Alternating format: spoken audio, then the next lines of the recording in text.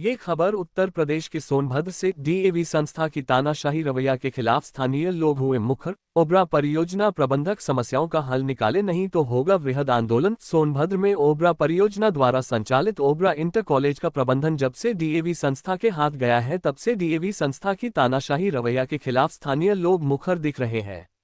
कई बार स्थानीय लोग और पूर्व छात्रों ने विरोध प्रदर्शन भी किया था। शनिवार को ओबरा परियोजना के मुख्य महाप्रबंधक ए.के. अग्रवाल को एक दल ने ज्ञापन सौंपकर अपनी मांगों को रखा। आरोप है कि जनभावनाओं की उपेक्षा करते हुए विद्यालय को डीएवी संस्था को सौंप दिया गया, जिसके बाद नियमों के विपरीत पुराने विद्यालय का बोर्ड हटाकर डीएवी का बोर्ड लगा दिया गया है। प्रधानाचार्य के कथित तानाशाही रवैये के कारण छात्रों की संख्या में भारी गिरावट आई है। पहले जहां 1700 छात्र थे, वहीं अब केवल 126 छात्र ही बचे हैं। ये कॉलेज लगभग 40 गांवों के हजारों विद्यार्थियों के लिए शिक्षा का केंद्र था। स्थानीय लोगों का आरोप है कि जनभावनाओं की उपेक्षा करते हुए विद्यालय को डीएवी संस्था को सौंप दिया गया। प्रधानाचार्य के कथित तानाशाही रवैये के कारण छात्र संख्या में भारी गिरावट आई है। पहले जहां 1700 छात्र थे, वहीं अब केवल 126 छात्र ही बचे हैं। विद्यालय में शैक्षणिक स्थिति भी चिंताजनक है। अधिकांश विषयों के प्रवक्ता नहीं है। पिछले 2 वर्षों से प्रयोगात्मक कक्षाएं भी नहीं हुई हैं। इसके बावजूद डीएवी के नाम पर प्रति छात्र 12,000 रुपये से अधिक की फीस वसूली की जा रही है। स्थानीय लोगों का कहना है कि नियमों के विपरीत पुराने विद्यालय का बोर्ड हटाकर डीएवी का बोर्ड लगा दिया गया है। उनका आरोप है कि डीएवी के नाम पर छात्रों का मानसिक और आर्थिक शोषण किया जा रहा है। स्थानीय जनता ने प्रशासन से मांग की है कि इस स्थिति पर तत्काल रोक लगाई जाए। उन्होंने चेतावनी दी है कि यदि कोई अप्रिय घटना होती है तो इसकी जिम्मेदारी स्थानीय निगम प्रबंधन की होगी।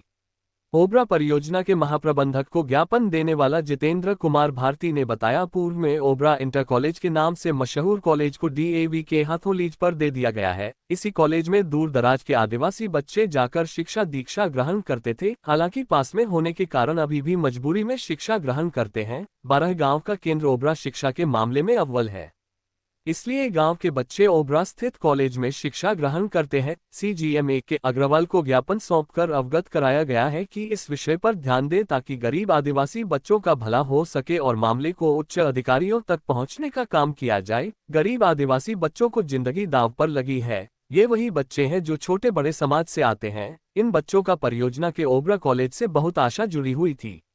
जहां कुछ साल पहले 1500 से ऊपर के लगभग बच्चे पढ़ते थे, आज मात्र 150 से नीचे बच्चे शिक्षा ग्रहण करने आते हैं। मिली जानकारी के अनुसार बच्चों ने स्कॉलरशिप का फॉर्म भरा था, लेकिन डीएवी संस्था की लापरवाही से बच्चों का स्कॉलरशिप नहीं आ पाया। ये छोटा विषय नहीं है, ये बहुत बड़ा विषय है। कई बार प्रदर्शन किया जा चुका है। आगे भी गरीब बच्चों के लिए जो भी करना होगा वो किया जाएगा।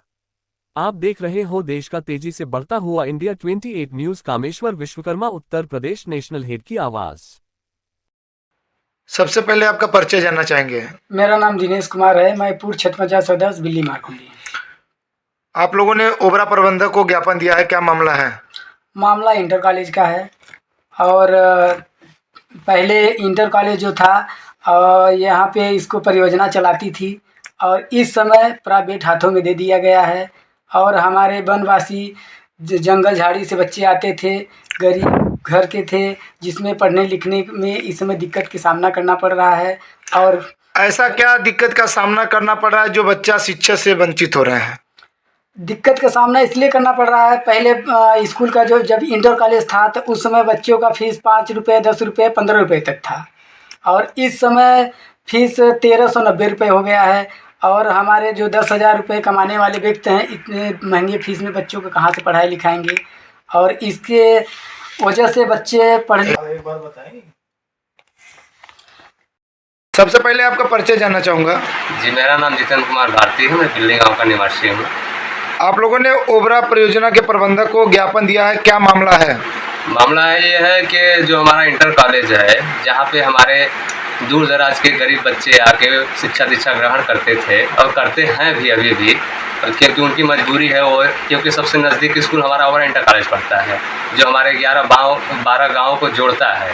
इसलिए हम सीएम साहब को हम जाके ज्ञापन सौंपे हैं और उनको हम अवगत कराए हैं।